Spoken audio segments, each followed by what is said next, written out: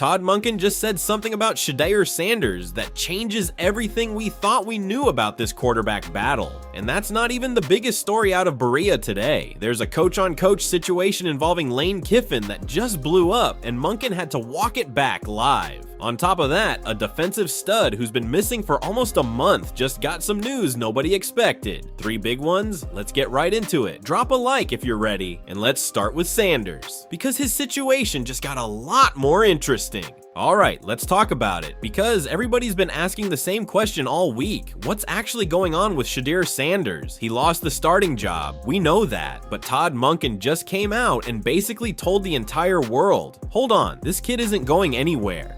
Here's the deal. For the preseason finale against the Patriots, Sanders isn't even playing. He's going to be standing on the sideline right next to Deshaun Watson, just watching. Instead, it's Dillon Gabriel and rookie Taylen Green getting the reps, because those two barely played all summer behind Watson and Sanders. Makes sense on paper, but that's not the story here.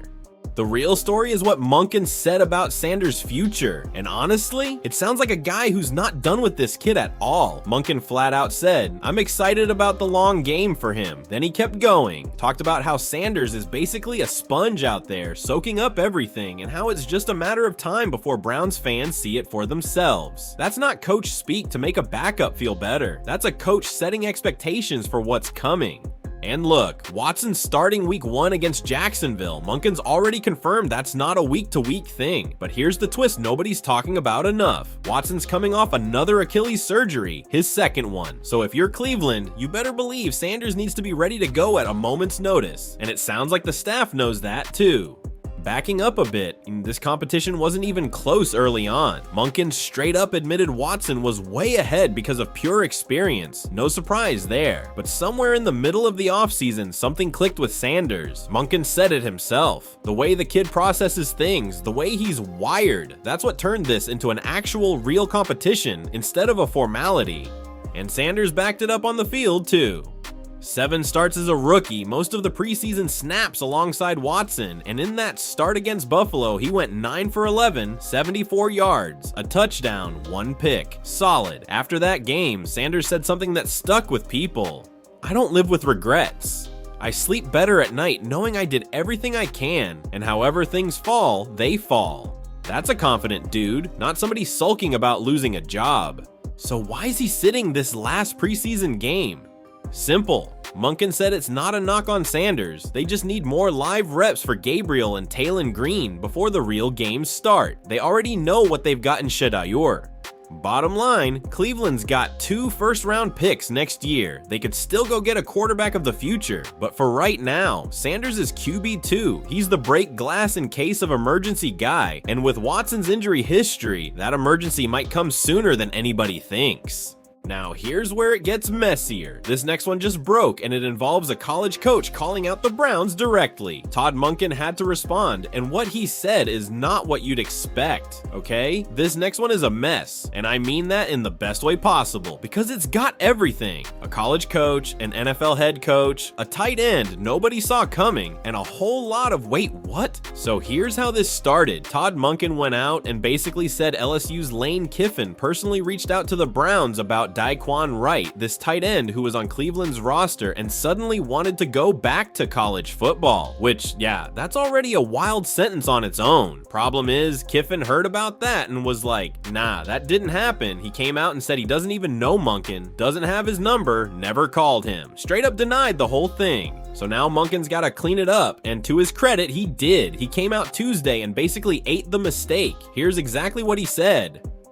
One of our staff had said that they'd gotten a text. I should have followed through with it. Maybe they meant someone from their staff, right? That's on me. I shouldn't throw someone's name out there without following through on it. That's about as clean of an admission as you're gonna get from an NFL head coach.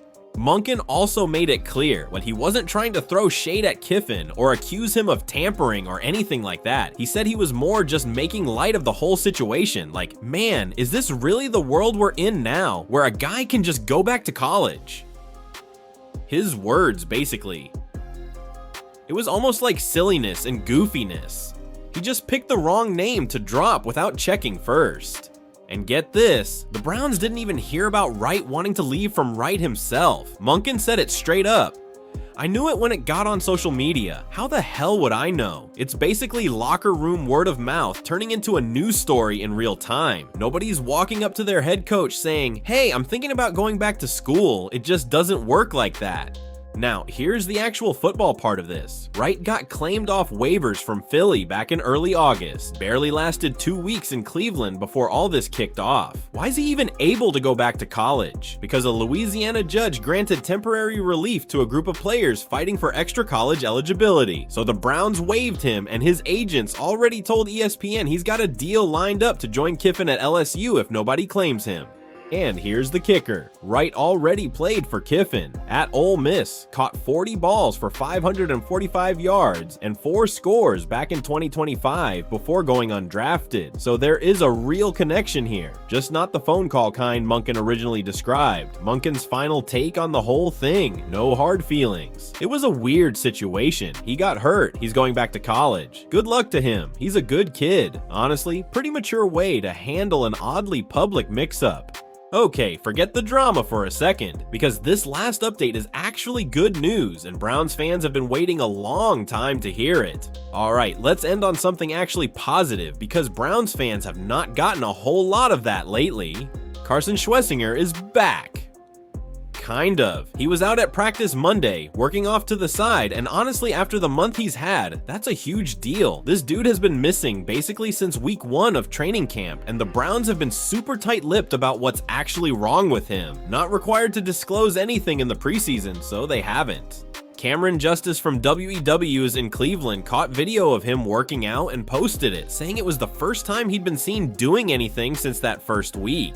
And before practice even started, Monken was already hyping it up a little, saying, Schwesinger, moving forward, I think we'll see some of him today. To what extent, I don't know. He was in the walkthrough today, which is a good sign.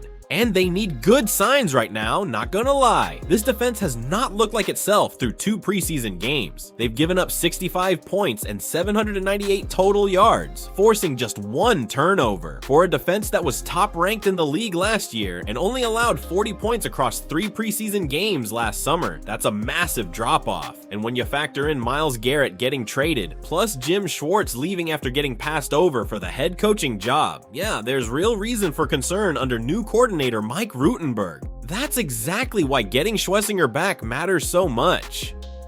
Reigning Defensive Rookie of the Year, 156 tackles last season, 2 picks. This dude is the anchor. Monken's calling the injury a little minor injury, which sure we'll believe it when we see him at full speed. And it's not just the stats. Jim Schwartz himself compared Schwesinger to Ray Lewis last year, saying the command he's got at this stage took Ray 3 years to develop. Direct quote, he's a great leader for us. He's our play caller, very rarely makes a mistake. That's the guy the Browns need healthy walking into week 1. Honestly, between the QB drama and the Kiffin mess, Schwesinger's return might be the only thing going right for this team right now. You think Sanders should already be QB1? Subscribe so you don't miss what happens next with this team.